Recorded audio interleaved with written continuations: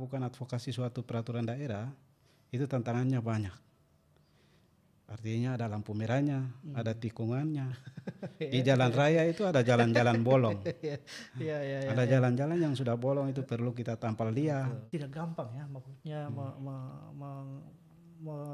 menata orang pun tempat begitu. Ya. Yang notabene di dalamnya juga itu ada orang-orang atau komunitas yang ada pro dan ada kontra. Bukti nyata bahwa memang keberpihakan pemerintah itu ada di situ. Jadi tidak sekedar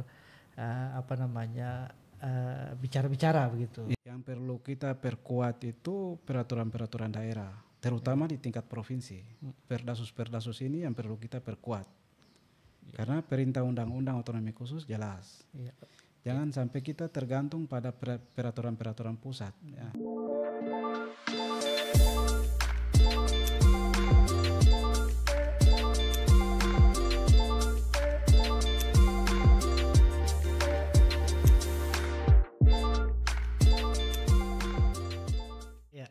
Selamat sore. Saya panggil siapa nih? Kakak, adik, abang, saudara Dami. Mungkin bisa cerita berapa minggu ini kemana-mana saja ini? Ya, berapa minggu ini sebenarnya biasa ya? Kita ini kan anak jalanan, jadi kita jalan saja. Kegiatannya itu jalan kemana-mana saja. Duduk di mana, ketemu orang di mana, ya disitulah.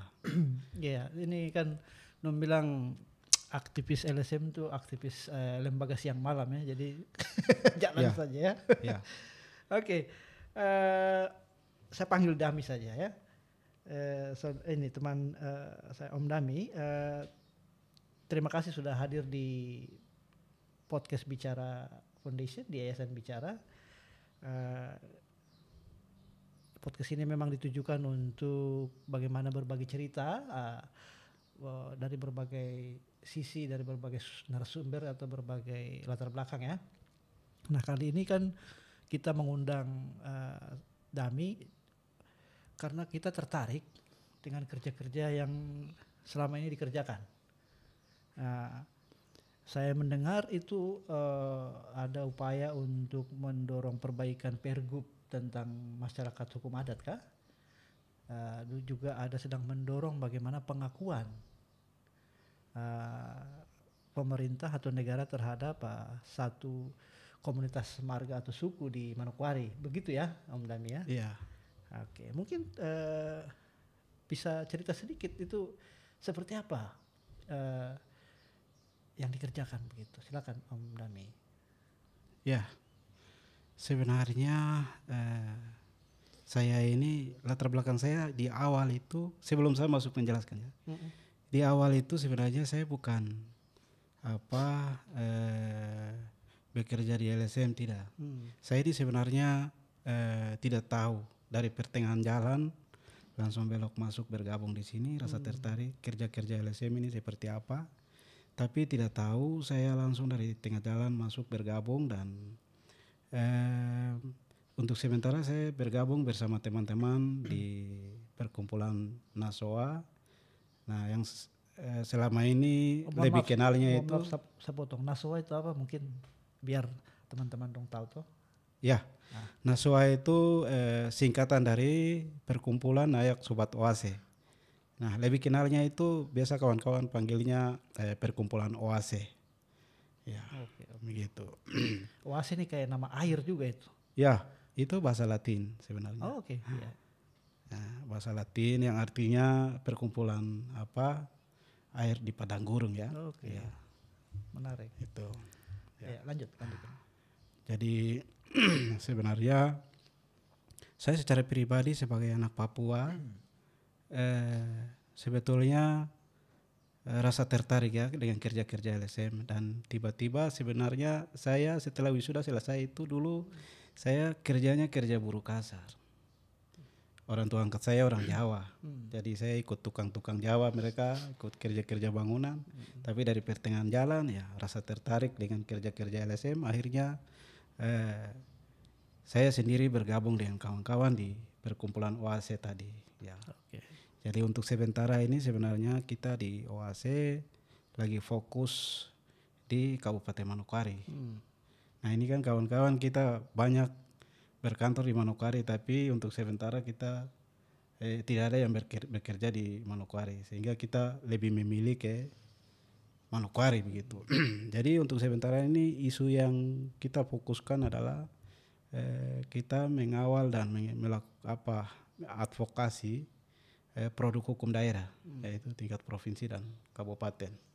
Nah untuk provinsi sendiri sebenarnya dari perintah undang-undang itu kan sudah jelas. Kita undang-undang otonomi khusus itu perlu kita lihat dari pasal ke pasal, itu perlu kita perkuat dari peraturan daerah sendiri, yaitu Perdasus ya. Perdasus itu kita perlu tuangkan, kita ambil lihat dari pasal-pasal yang ada di undang-undang itu. Gitu. Nah itu perlu kita perkuat untuk melindungi dan melindungi hak-hak masyarakat adat, tapi juga wilayah dan kehidupan masyarakat adat di sini. Jadi selama ini kan biasa mahasiswa juga teriak bilang penerimaan PNS itu kadang-kadang ini, tapi sebenarnya perlu kita lihat dari sisi aturannya. Nah, peraturan daerah sendiri itu tidak terlalu mengikat sehingga itu jadi masalah. Nah saya sendiri dan kawan-kawan kita di OAC sementara fokus untuk melakukan advokasi produk hukum daerah, yaitu tingkat provinsi sendiri Pergub. Pergub itu turunan dari Perdasus MHA nomor 9 tahun 2019. Nah, MHA ini masyarakat hukum adat gitu ya. Masyarakat hukum adat, ya. Itu yang turunannya itu Pergub tata cara penetapan dan pengakuan masyarakat hukum adat dan wilayah adat. Nah, itu yang memang kita kawal selama ini, dan kebetulan tahun lalu tanggal 3 Oktober kita bahas bersama Mendagri di Jakarta. Dan Mendagri sudah sahkan itu. Perdasus itu. Perdasus berarti sudah disahkan ya? Ya, sudah disahkan. Ya. Jadi perdasusnya, draftnya sudah ada di Biro Hukum Provinsi Papua Barat. Nah, Perdasus ini sebenarnya dia menjadi panduan untuk kerja-kerja kita di kabupaten kota.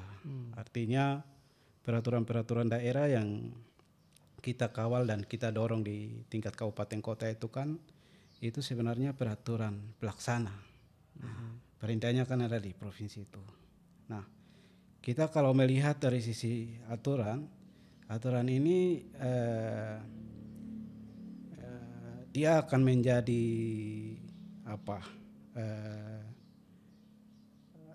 menjadi tongkat atau menjadi payung untuk orang asli Papua begitu. Dan dia akan memberikan jaminan terhadap orang asli Papua, artinya untuk wilayah adatnya, kemudian hak dari sisi pendidikan, kesehatan, ekonomi. Nah itu pasti itu nanti akan memberikan jaminan gitu, dengan adanya peraturan ini. Iya, oke. Mungkin itu salah satu, itu soal peraturan. Tapi kan juga ada teman-teman punya pekerjaan, kalau saya tidak salah ingat, adalah bagaimana memperjuangkan agar ada pengakuan juga di masyarakat Doreri dan ini ya, untuk pengakuan wilayah adatnya itu di sini. Apa tantangannya untuk melakukan itu?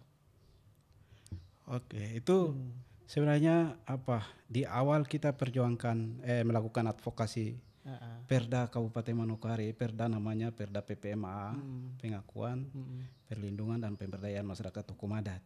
Nah, Perda ini yang sangat penting karena itu dia mengatur, ada beberapa pasal yang mengatur tentang hak masyarakat adat. Salah satunya pembagian kursi DPR Otsus. Itu harus dibagi.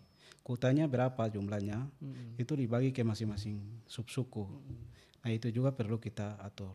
Nah, dengan adanya peraturan ini itu untuk mengurangi konflik-konflik politik begitu. Selain daripada itu juga untuk membantu mengurangi konflik agraria juga. Sebenarnya banyak hal, dan Apa tantangannya? Tantangannya sebenarnya dalam melakukan advokasi suatu peraturan daerah itu tantangannya banyak. Artinya ada lampu merahnya, ada tikungannya. Di jalan raya itu ada jalan-jalan bolong. Ada jalan-jalan yang sudah bolong, itu perlu kita tampal dia. Betul. Artinya bahwa perjuangan untuk kita memperjuangkan suatu peraturan daerah itu prosesnya panjang dan tidak segampang apa yang kita pikirkan. Begitu. Jangan sampai ada juga yang mungkin tidak senang ya, mungkin dengan apa yang dikerjakan. Siapa tahu, saya kan tidak. Kita tidak tahu pikiran orang ya. Gitu. Benar. Di awal waktu kita perjuangkan ini, kita melakukan sosialisasi ke masyarakat adat untuk minta dukungan. Dukungan ke masyarakat adat, kemudian kita melakukan pembobotan selama 3 kali berturut-turut di Sekretariat Kantor DAP. DAP itu semua subsuku dari suku besar Arfak ini kita undang. Tua-tua adat, tokoh-tokoh, dan pelaku-pelaku sejarah. Tapi juga lebih utama turunan dari 3 kepala suku besar. Itu kami undang dan kita melakukan pembobotan terhadap naskah akademiknya, tapi juga rancangan peraturan daerahnya. Nah, tujuannya untuk apa? Supaya apapun yang kita tuangkan sesuai dengan materi muatan yang ada dalam peraturan itu bisa ada masukan-masukan dari orang tua adat, tapi juga tokoh-tokoh yang kita undang di saat kita melakukan pembobotan, begitu. Iya, oke. Terus sudah sampai di mana sekarang barang itu? Untuk sampai sekarang sebenarnya perda itu DPR sudah sahkan. Di tahun 2023 tanggal 19 Desember itu DPR sudah sahkan. Sudah menyetujui perda tersebut. Sebenarnya usulan DPR kabupaten ya? Iya, DPR kabupaten. Yang untuk pengakuan itu ya? Iya, untuk pengakuan DPR kabupaten. Jadi perda itu sudah ditetapkan oleh DPR dan sementara prosesnya dokumen sudah serahkan ke bagian hukum kabupaten, tinggal prosesnya dilanjutkan ke Biro Hukum Provinsi untuk diundangkan. Seharusnya kan setelah hasil dari pembahasan dari DPR itu bagian hukum kabupaten mereka perbaiki terus lanjutkan laporkan ke Biro Hukum Provinsi itu supaya bisa daftarkan ke Norek seperti itu. Nomor register? Iya, nomor registrasi. Tapi sampai saat ini masih dalam proses dan kemarin baru kami koordinasi dengan Biro Hukum tapi juga dengan DPR Otsus. Ya, DPR Otsus. Jadi DPR Otsus siap untuk mengawal dan Biro Hukum juga siap untuk menerima. Tapi ada dokumen-dokumen yang perlu kita lengkapi dan sebenarnya dokumen-dokumen itu sudah ada. Dari hasil kita sosialisasi rapat-rapat itu kan berita acara apa semua sudah ada. Tinggal kita serahkan ke Biro Hukum untuk tindak lanjuti. Iya, ini saya mau tanya yang di belakang-belakang layar ini. Belakang-belakang layar ini maksudnya ini kan ini tidak gampang ya, maksudnya menata orang put tempat begitu. Yang notabene di dalamnya juga itu ada orang-orang atau komunitas yang ada pro dan ada kontra. Kan tadi memang pasti kan dalam perjalanan tuh ada yang pasti mencurigai ini maksudnya apa gitu toh. Nah, mungkin akan banyak mungkin penonton di channel Bicara, tapi kira-kira apa kiat, langkah yang dibuat oleh tadi kan bahasanya kan sangat ini ya, menambal, ada jalan bocor. Nah, tapi secara kontekstual, secara real seperti apa yang dilakukan oleh teman-teman di OAC? Ya, sebenarnya dalam perjuangan kita ini ada pihak-pihak tertentu juga yang mencurigakan kita bahwa ini kepentingan politik, ada kepentingan, pokoknya berbagai macam isu yang berkembang di luar sana begitu. tapi kita sebagai lembaga masyarakat sipil dan kita selalu menjiwai dengan kerja-kerja sosial. Nah, sehingga prinsip dan strategi kerja kita pada lembaga kita itu tetap kita pegang dan kita fokus begitu. Sebenarnya banyak isu-isu juga. Jadi di dalam suku besar Arfak sendiri itu dari masing-masing subsuku ini juga tidak saling mengakui. Artinya ada beberapa subsuku sudah menerima, menyepakati itu. Tapi waktu sebelum DPR mengesahkan itu sebenarnya ada gap sedikit antara Doreri, tapi di saat itu kita sudah perbaiki. Saya sendiri sampaikan bahwa peraturan seperti ini itu tidak serta-merta kita langsung tetapkan dan kita kawal diam-diam, tidak bisa. Jadi peraturan seperti ini kita harus buka karena ini peraturan yang ibaratnya milik masyarakat begitu, milik masyarakat. Jadi milik masyarakat yang perlu kita buka, kemudian ada persoalan-persoalan seperti itu perlu kita duduk bersama dan kita selesaikan secara baik. Karena kita bicara peraturan daerah yang mengatur tentang wilayah adat dan masyarakat adat, ini kita bicara mengenai hak kesulungan dan hak orang asli Papua. Jadi perlu kita bicarakan baik-baik. Jangan kita asal dorong lalu setelah ditetapkan, setelah diundangkan dari belakang jadi masalah. Nah, itu kita tidak mau. Dan sebetulnya kita kan ada punya rencana tindak lanjut ya, Abang. Jadi setelah kalau sudah diundangkan itu kami OASI sendiri ada rencana untuk sosialisasi. Apa pentingnya peraturan daerah yang sudah ditetapkan oleh DPR dan sudah diundangkan. Itu penting ini. itu ya, betul. Itu rencana tindak lanjut Tapi kita. semuanya sudah beres ya, maksudnya semua para pihak ini sudah menerima bahwa ini adalah proses, tentu ada penyempurnaan ke depan, sudah terima ya? Ya, sudah aman menerima. lah gitu ya. Bagus lah. Dan itu pun ada masukan-masukan. Itu kan peraturan seperti ini di dalam surat keputusan itu biasanya ada di terakhir. Apabila ada hal-hal yang perlu ditinjau kembali, nah itu kan perlu nanti akan ditinjau kembali. Nah, direvisi ya. Bukan berarti ditetapkan untuk selamanya langsung seumur hidup, tidak. Itu kemudian itu orang khawatir di situ, padahal sebenarnya tidak perlu sampai khawatir begitu ya. Oke, menarik. Terus ini konteks yang lain, bahwa kita di Papua ini kan juga tidak bisa dipungkiri ada juga yang kayak saya Amber begitu. Ya mungkin karena saya dekat dengan teman-teman masyarakat begitu, saya sedikit memahami sedikit saja gitu. Tapi kadang-kadang orang juga jadi seperti khawatir pemetaan wilayah adat ini atau pengakuan wilayah adat ini maksudnya apa? Apakah kita terusir lagi kah? Bagaimanakah? Kan ini pertanyaan polos ya. Mungkin Om Dami bisa sedikit menjelaskan lah. Sebenarnya apakah perlu kekhawatiran seperti itu atau tidak? Sebenarnya kita harus mempunyai pendekatan atau metode ya. Pendekatan yang kita harus atur baik secara ketika kita turun ke masyarakat kita merubah pola pendekatannya kepada masyarakat adat, bahwa kita memberikan pemahaman secara baik. Ketika kalau sosialisasi kita tidak bagus, nanti tangkapan masyarakat adat agak beda. Itu. Tapi menurut saya pemetaan wilayah adat ini sangat baik, sangat penting bagi kita orang Papua, karena akhir-akhir ini kan kita lihat bahwa ada peraturan-peraturan baru yang banyak muncul begitu. Ini menjadi tantangan buat kita. Makanya kita OASI sendiri kenapa kita harus fokus di Manokwari, dan sampai hari ini saya berpikir bahwa kita fokus kawal dan selamatkan peraturan ini dulu. Jangan kita melakukan pemetaan wilayah adat. Itu bagian dari peraturan ini, itu juga penting. Tapi kita selamatkan peraturan daerahnya dulu.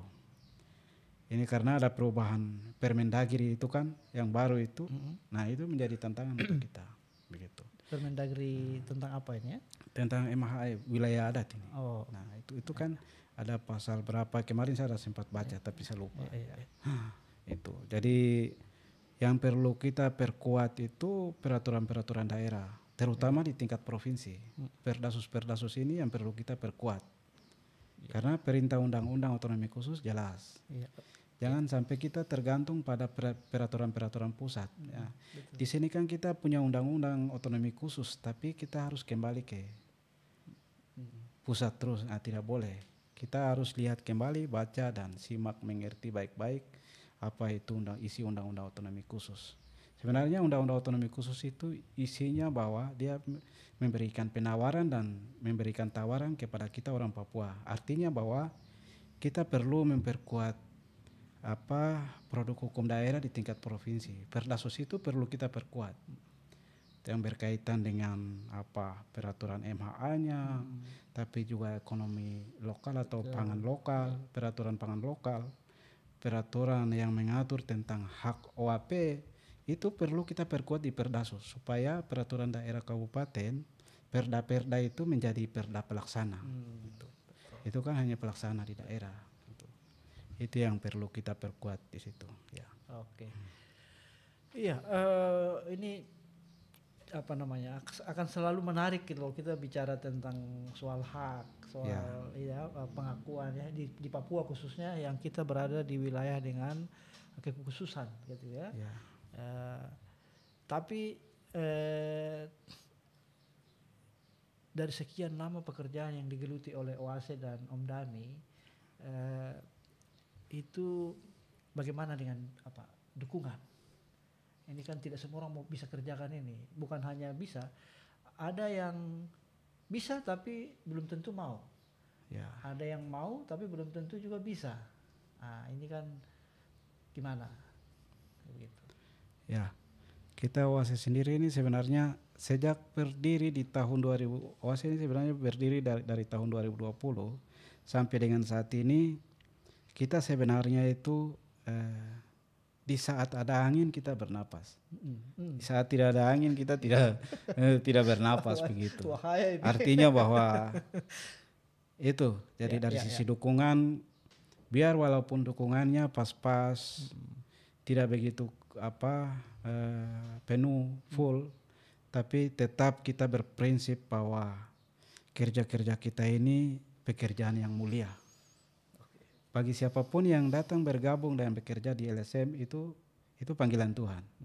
Saya sering menyatakan ini karena orang LSM itu selalu tidak pernah berpikir untuk kaya, tapi selalu berpikir untuk sosial. Mantap. Itu. Baik. Ya. Tapi jadi tidak selalu ada setiap tahun stabil dengan dukungan gitu ya. Jadi kalau ada yang ini dikerjakan, tapi kalau tidak ya mungkin sambil menunggu atau mengerjakan yang lain ya. Ya itu mungkin tantangannya memang tidak ini. Kalau dukungan dari pemerintah bagaimana, Om Dami? Sebenarnya kita jarang jarang dapat dukungan dari pemerintah daerah. Kita ini kan selalu berjuang dan cari jalan di luar saja, dukungan dari luar saja. Itu pun dukungan dari luar itu ibarat nasi jadi. Seperti tadi Bung Andi singgung tadi ya. Ibarat nasi jadi, ya kita makan habis-habis. Nanti masak ulang lagi. Jadi memang kita masih perlu mengadvokasi, mendorong pemerintah biar lebih real begitu ya, mendukung begitu. Ya, jadi itu sangat penting sebenarnya dalam kerja-kerja kita ini. Sebenarnya kita ini kan sebagai mitra pemerintah dan dalam pekerjaan kita juga kita sebenarnya membantu pemerintah daerah dan mempercepat pembangunan daerah gitu. Nah, ini penting juga pemerintah daerah harusnya memberikan dukungan juga kepada kita lembaga-lembaga lokal yang ada di daerah supaya dalam kerja-kerja kita ini bisa efektif begitu dan bisa lancar.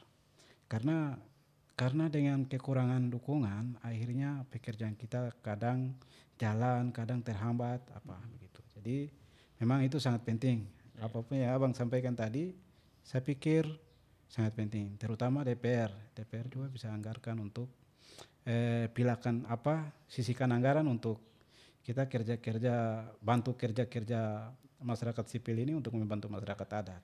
Iya, itu kan menurut pemahaman saya kan anggaran dukungan baik dalam anggaran ya, tidak harus anggaran juga, tapi bisa dukungan anggaran, dukungan sumber daya teknis dan macam-macam ya. Tapi kan menurut saya itu adalah sebagai bukti nyata bahwa memang keberpihakan pemerintah itu ada di situ. Jadi tidak sekedar bicara-bicara begitu. Dukung, kita dukung ya, semua orang dukung, tapi realitas dukungannya gimana kan gitu ya. Jadi memang itu yang kayaknya perlu itu ya, masih terus ditingkatkan ya, didukung ya, didorong ya. Terus ini mungkin sudah di bagian session akhir ya. Kira-kira agar proses-proses ini berjalan lancar, terus kemudian katakanlah perdanya atau perdanya jadi dan dia bisa diimplementasikan, kira-kira apa yang perlu dipersiapkan baik oleh pemerintah maupun masyarakat gitu. Karena masyarakat juga harus siap ya dengan perubahan. Jadi apa kira-kira yang harus dipersiapkan oleh pemerintah? Ya, dengan adanya peraturan daerah tadi itu sebenarnya pemerintah harus siap untuk melihat potensi. Perda ini kita dorong untuk bagaimana cara kita melindungi kawasan wilayah adat, tapi juga masyarakat adat yang ada di sekitar kawasan itu. Dan di situ banyak potensi yang perlu kita gali dan banyak potensi yang perlu kita kembangkan di situ, bantu masyarakat. Jadi di sisi lain pemerintah juga harus punya tanggung jawab penuh terhadap potensi-potensi yang ada di wilayah adatnya masyarakat adat tersebut begitu. Dan OASE siap mendukung jika ada kalau OASE itu selalu akan siap di Manokwari dan kita memang fokusnya di Manokwari dan masyarakat adat yang ada di Manokwari berapa wilayah adat dan kampung itu setelah ketiga perda ini diundangkan kami sudah punya agenda untuk turun sosialisasi ke kampung-kampung. Jadi untuk sekaligus untuk mendata potensi-potensi apa saja yang ada di wilayah-wilayah masyarakat adat ini. Gitu. Baik, potensi tapi juga ada ancaman apa yang akan dihadapi, juga bisa membantu untuk mengidentifikasi ya. Ancaman banyak lah, tapi seperti saya mungkin singgung sedikit seperti tambang ilegal atau tambang rakyat tapi belum resmi, tapi itu nanti kita bahas di episode yang berikutnya ya. Nah itu isu yang menarik. Itu yang menarik, saya pikir kita perlu diskusi juga gitu. Tapi ini kita bicara tentang instrumennya, aturannya. Kan kalau umpamanya ada aturannya, kita berharap masyarakat juga bisa kelola sumber daya alamnya sendiri toh. Itu. Dengan bermitra dengan siapapun kan harapannya seperti itu ya. Itu. Ini kan salah satu tujuan dari Bapak dorang bikin perda itu ya. Atau bagaimana? Termasuk sumber daya alam yang tadi singgung terkait dengan itu kan sudah diatur di dalamnya. Sudah diatur semua. Potensi sumber daya alam yang ada itu semua sudah diatur di dalam peraturan tersebut. Mantap, menarik itu. Pada akhirnya waktu juga membatasi kita. Ya, Om Dami terima kasih, semangat dengan OASE-nya. Kami berharap akan terus berkembang dan makin kuat untuk bisa mendukung masyarakat. Ya. Jadi hari ini kita bertemu dengan OASE dan Om Dami sebagai pimpinan. Dari diskusi kita tadi terlihat bahwa peran-peran masyarakat sipil untuk melakukan penguatan di tingkat masyarakat itu sangat membantu proses pembangunan. Jadi pemerintah sudah harusnya senang bahwa ada kawan-kawan mitra pembangunannya yang bisa terlibat. Namun demikian memang tidak dipungkiri ada ancaman-ancaman atau ada tantangan-tantangan yang mereka hadapi dalam proses-proses melakukan pendampingan di masyarakat, seperti dukungan anggaran yang terbatas, dukungan sumber daya manusia juga yang terbatas. Tapi kita berharap itu bisa dicari solusinya. Bersama saya Andi Saragi di Bicara Podcast, Bicara Foundation. Jumpa lagi di episode berikutnya. Selamat sore.